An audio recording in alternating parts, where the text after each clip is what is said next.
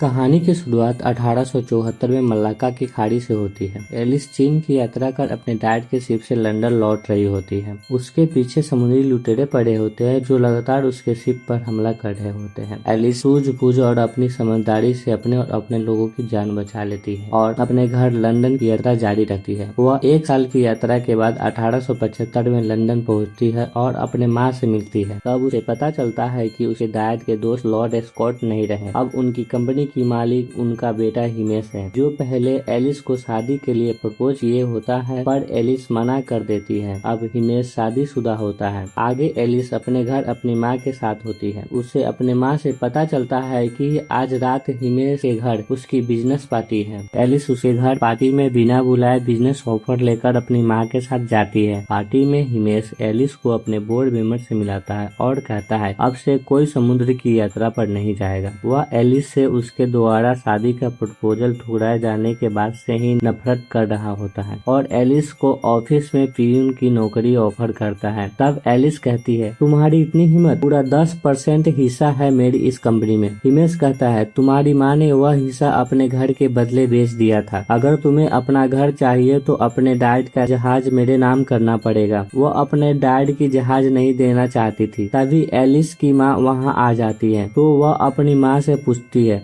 आपने मेरा जहाज क्यों बेच दी? तब माँ कहती है यह मैंने तुम्हारे लिए किया ताकि तुम्हारी जिंदगी बेहतर हो जाए। तो वह वहाँ से गुस्सा होकर चली जाती है। अब एलिस रो रही होती है। उसके सामने एक बटरफ्लाई आता है जिसका पीछा करते हुए वह एक कमरे में जाती है। उस कमरे में एक आईना होता है। बटरफ्लाई उसी के अंदर चला जाता है। एलिस उसके पीछे उस आईना में चली जाती है। वह दूसरी तरफ एक कमरे में छोटी होकर निकलती है। उसे वहाँ वही बटरफ्लाई मिलता है जिसके पीछे वह आई होती है। उसका नाम एब्सलम होता है। वह कहता है तुमने आने में बहुत देर कर दी एलिस, वो अब और इंतजार नहीं कर सकता। एलिस कहती है कौन इंतजार नहीं कर सकता? एब्सलम आगे कहता है इससे पहले कि समय की शाम हो जाए तुम वहाँ जल्दी जाओ, जरा संभलना। एलिस कुछ समझ पाती उससे पहले दरवाजे खोलते ही वह आसमान से गिरने लगती है। दरअसल एलिस जिस कमरे में होती है उसका दरवाजा आसमान में खुलता है। वह आसमान से लगातार गिरते गिरते वंडरलैंड में व्हाइट क्वीन के व्हाइट महल में एक पेड़ के ऊपर गिरती है जहाँ रैबिट, डॉग, डोरमाउस, ट्विडल्स और उसके साथ व्हाइट क्वीन भी होती है। वे सब एलिस को देखकर बहुत खुश होते हैं। डोरमाउस कहती है उससे कोई बात नहीं करेगा, बहुत इंतजार करवाया। एलिस कहती है मुझे आने में बहुत देर हो गई क्या? क्वीन कहती है शुक्र है कि तुम आई हो। दरअसल एलिस पहले भी वंडरलैंड आई होती है और रेड क्वीन के जेबर वॉकी को मारकर व्हाइट क्वीन को उसका राज दिलाई होती है। वे सब एलिस को कहते हैं हैटर पागल हो गया है, उसकी हंसी गुल हो गई है। आगे बताते हैं कि बहुत समय पहले पतझड़ आ गया था। हैटर और हम सब खेल रहे होते हैं। उसी वक्त हैटर को एक नीला हैट मिलता है जिसे देखकर उसे उसकी फैमिली की याद आ जाती है। तभी से उसकी मुस्कुराहट गायब हो गई है जिसे तुम ही वापस ला सकती हो। अब एलिस हैटर के पास होती है। हैटर एलिस को एक नीला हैट दिखाते हुए कहता है कि मेरी फैमिली जिंदा है और कहता है यह हैट मेरी पहली हैट है जो मेरे पिता के पास था। अगर यह बच गया है तो मेरी फैमिली भी बच गई होगी। पर एलिस को उसके बातों पर विश्वास नहीं हो रहा होता है। वह हैटर से कहती है यह कैसे हो सकता है? तुम ही ने तो कहा था तुम्हारी फैमिली अब नहीं रही। एलिस की ऐसी बातें सुनकर हैटर गुस्सा हो जाता है और कहता है तुम एलिस नहीं हो सकती, मेरी एलिस मुझ पर भरोसा करती। और एलिस को कमरे से बाहर कर खुद को अंदर बंद कर लेता है। तब एलिस दौड़ते हुए व्हाइट क्वीन के पास जाती है और कहती है हमें हैटर को बचाना चाहिए, उसकी हालत खराब है, कहीं वह मर न जाए। डोरमाउस कहती है हैटर को बचा लो एलिस। एलिस कहती है अगर उसे ठीक करना है तो उसकी फैमिली को वापस लाना होगा, पर यह नामुमकिन है। व्हाइट क्वीन कहती है एक रास्ता है पर रास्ता डरावना और भयानक है। और कहती है एलिस तुम्हें वक्त में पीछे जाना होगा, हैटर के अतीत में जाकर उसकी फैमिली को बचाना होगा। एलिस कहती है क्या कहा अतीत में जाऊं, पर कैसे? रैबिट कहता है समय चक्र, जिससे काल चक्र को ऊर्जा मिलती है। समय चक्र से कोई भी समय के सागर में किसी भी समय में आ जा सकता है। व्हाइट क्वीन कहती है हम में से कोई यह नहीं कर सकता क्योंकि हम उस अतीत का हिस्सा है। अगर हमारे अतीत ने हमें देख लिया तो पूरा ब्रह्मांड खत्म हो जाएगा। तुम यहाँ की नहीं हो, तुम यह कर सकती हो। एलिस मान जाती है क्योंकि हैटर उसका बेस्ट फ्रेंड है, वह उसके लिए कुछ भी कर सकती है। एलिस कहती है यह समय चक्र कहाँ मिलेगा? क्वीन कहती है यह समय ही बताएगा जो वक्त की दायरे में रहता है। यहाँ से सैकड़ों टिक टिक दूर। अब एलिस एक घड़ी के अंदर चली जाती है, जिससे होकर वह समय की दुनिया में पहुंचती है। वहां वह घड़ी की सुइयों से होते हुए समय के महल पहुंचती है।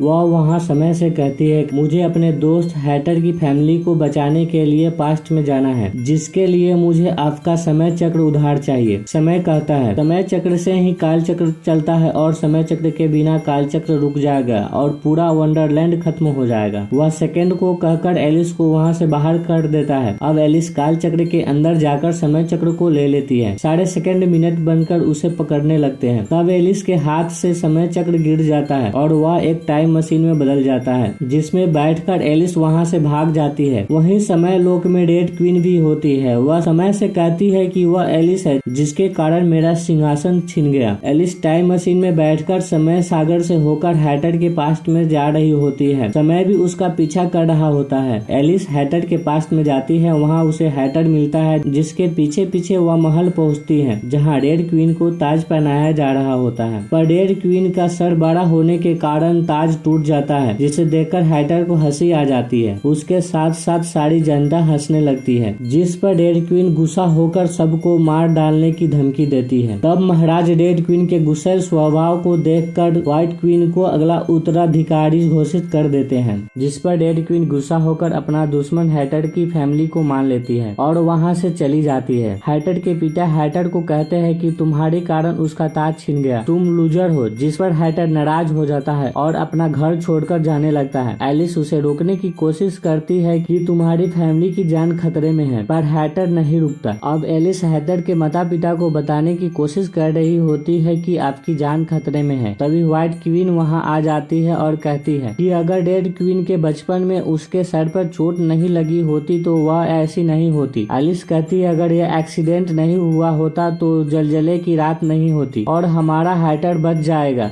दरअसल जलजले की रात को ही रेड क्वीन ने हैटर की फैमिली को मार दिया था। एलिस फिर से टाइम मशीन में बैठकर एक्सीडेंट वाले दिन पहुंचती है, जिस दिन रेड क्वीन के सर पर चोट लगा होता है। इधर हैटर नाराज होकर अपने दोस्तों के साथ बैठा होता है। तब वहां पर समय पहुंच जाता है और एलिस के बारे में पूछता है, लेकिन हैटर नहीं बताता है और उसे वहां बैठाकर उसका समय व्यर्थ करता है, जिस पर समय गुस्सा होकर हैटर और उसके दोस्त को उस पल में कैद कर देता है। दूसरी तरफ अब एलिस रेड क्वीन के बचपन में समय यात्रा करते हुए पहुंचती है। वह वहां देखती है कि ट्विडल्स, डॉग, कैट और हैटर सब छोटे होते हैं और वे सब खेल रहे होते हैं। एलिस वहां से जाने ही वाली होती है, तभी बचपन का हैटर उसे देख लेता है। वह एलिस से कहता है, आपका सर बहुत अच्छा है, इतने अच्छे सर पर एक हैट होना चाहिए। मेरे पिताजी गांव में बेस्ट हैट बनाते हैं। और हैटर एलिस को अपने पिता के पास ले जाता है, जहां उसके पिता एलिस के लिए एक हैट बनाते हैं। उसी समय हैटर अपना पहला नीला हैट जो वह खुद बनाया होता है अपने पिता को दिखाता है, तो उसके पिता उस हैट को खराब कहकर फेंक देते हैं। तब हैटर नाराज होकर वहां से चला जाता है। हालांकि बाद में उसके पिता उस हैट को अपने पास प्यार से संभाल कर रख लेते हैं। दरअसल यह वही हैट होता है जो हैटर को जंगल में मिला होता है, जिससे हैटर समझ जाता है कि उसकी फैमिली अभी जिंदा है। एलिस देखती है कि 6 बजने वाला है, तो वह वहां से बिना हैट लिए रेड क्वीन के साथ हुई घटना को रोकने के लिए चली जाती है। दूसरी ओर रेड क्वीन और व्हाइट क्वीन अभी बच्ची होती है, जो अपने घर केक खा रही होती है। दोनों केक के लिए झगड़ने लगती है, तो उसकी माँ उन दोनों को बाहर भगा देती है। व्हाइट क्वीन केक चुराकर खा रही होती है, तो कुछ टुकड़े नीचे गिर जाता है, जिसे उसकी माँ देख लेती है। तो व्हाइट क्वीन रेड क्वीन को दोषी ठहरा देती है, जिस पर रेड क्वीन गुस्सा होकर वहाँ से भाग जाती है। वह अपने घर से बाहर की ओर भाग रही होती है। तब शाम को 6 बज जाता है। यह वही पल होता है जिस समय रेड क्वीन के सर पर चोट लगने के कारण उसका सर बड़ा होने लगता है। तब से वह क्रूर और गुस्सैल हो जाती है। एलिस देखती है कि रेड क्वीन भागते हुए आ रही होती है। वह घड़ी से टकराने वाली होती है। एलिस घड़ी को रेड क्वीन के रास्ते से दूर कर देती है, पर कहा जाता है होनी को कोई नहीं रोक सकता। रेड क्वीन एक पुरानी मूर्ति से टकरा जाती है और उसके सर पर चोट लग जाता है, जिससे उसका सर बड़ा होने लगता है। उसके माँ और डैड उसे वहाँ से ले जाते हैं। अब एलिस को समझ आता है कि वह अतीत को बदल नहीं सकती है। उसे याद आता है कि हैटर का पहला हैट उसके पिता रख लिए थे। जब वह हैट बच गया तो उसकी फैमिली भी बच गई होगी, यानी हैटर के माता पिता अभी जिंदा है। एलिस को समझ आता है तभी वहाँ समय आ जाता है और वह एलिस से समय चक्र मांगता है जिससे कि वह फिर से काल चक्र को चला सके। दूसरी तरफ काल चक्र तेजी से घूमने लगता है जिसे सारे सेकेंड मिलकर रोकते हैं। इधर समय भी मरते मरते बचता है। एलिस समय को समय चक्र नहीं देती है क्योंकि वह एक बार फिर से समय चक्र का उपयोग करके जलजले की रात जाना चाहती है, जिससे वह जान सके कि जलजले के रात हैटर की फैमिली के साथ क्या हुआ था। वह समय को चकमा देकर वहाँ से भाग जाती है। एलिस समय सागर से होकर जलजले की रात पहुँचती है। वह देखती है कि रेड क्वीन हैटर की फैमिली को नहीं मारती है बल्कि बंदी बनाकर अपने साथ ले जाती है। एलिस सब जानकर समय चक्र की मदद से वर्तमान समय में हैटर के पास जाती है। वहाँ हैटर मरने वाला ही होता है। व्हाइट क्वीन के साथ हैटर के सारे दोस्त वही होते हैं। एलिस हैटर से कहती है कि उठो, तुम्हारी फैमिली जिंदा है। तो यह सुनकर हैटर उठ जाता है। अब वह एलिस से नाराज नहीं होता है। एलिस आगे कहती है, तुम्हारी फैमिली को रेड क्वीन बंदी बनाकर रखी है। अब व्हाइट क्वीन एलिस और हैटर के साथ साथ उसके सारे फ्रेंड हैटर की फैमिली को रेड क्वीन के कब्जे से बचाने के लिए जाते हैं। रेड क्वीन पौधों के महल में रह रही होती है। वे सब अलग अलग कमरे में ढूंढते हैं जहाँ रेड क्वीन सभी को बंदी बना लेती है। अब सिर्फ हैटर और एलिस ही बचे होते हैं। वे दोनों एक कमरे में जाते हैं। वह कमरा रेड क्वीन का होता है पर वहाँ उन्हें कोई नहीं दिखता है। तभी हैटर को एक कांच का बॉक्स दिखता है। उसी बॉक्स में रेड क्वीन हैटर की फैमिली को छोटा कर रखी होती है। वह बॉक्स चींटियों का होता है। हैटर की फैमिली एक हैट का चित्र बनाकर हैटर को इशारा करती है। हैटर उस बॉक्स को ले लेता है और अपनी फैमिली को देखकर बहुत खुश होता है। रेड क्वीन सबके साथ साथ उन दोनों को भी बंदी बना लेती है जहाँ समय भी बंदी होता है। रेड क्वीन एलिस से समय चक्र को ले लेती है और अपनी बहन व्हाइट क्वीन को लेकर समय चक्र से अतीत को बदलने के लिए अपने बचपन में जाती है। उधर जितने भी लोग रेड क्वीन का साथ दिए होते हैं वे भी रेड क्वीन से परेशान हो गए होते हैं। वे सब एलिस और हैटर के साथ साथ उसके सारे साथी को छोड़ देते हैं। इधर रेड क्वीन जब अपने बचपन में पहुंचती है तो उसका बचपन उसे देख लेता है। तब रेड क्वीन के साथ साथ उसका बचपन, उसकी माँ सब पुत बनकर खत्म होने लगते हैं। तभी हैटर और एलिस समय की जहाज से वहाँ आते हैं और एलिस समय चक्र को ले लेती है। अब एलिस समय चक्र में बैठकर रेड क्वीन, व्हाइट क्वीन और हैटर के साथ भागने लगती है। धीरे धीरे सारा अतीत, सारे लोग खत्म होने लगते हैं। समय सागर के साथ साथ समय लोक भी खत्म होने लगता है। तब एलिस समय चक्र से समय महल पहुँचती है। महल भी धीरे धीरे खत्म होने लगता है। वह भागती हुई समय चक्र को उसके सही स्थान पर रखने जाती है। वंडरलैंड बहुत तेजी से खत्म हो रहा होता है। यहाँ तक व्हाइट क्वीन, हैटर और सब के साथ साथ समय भी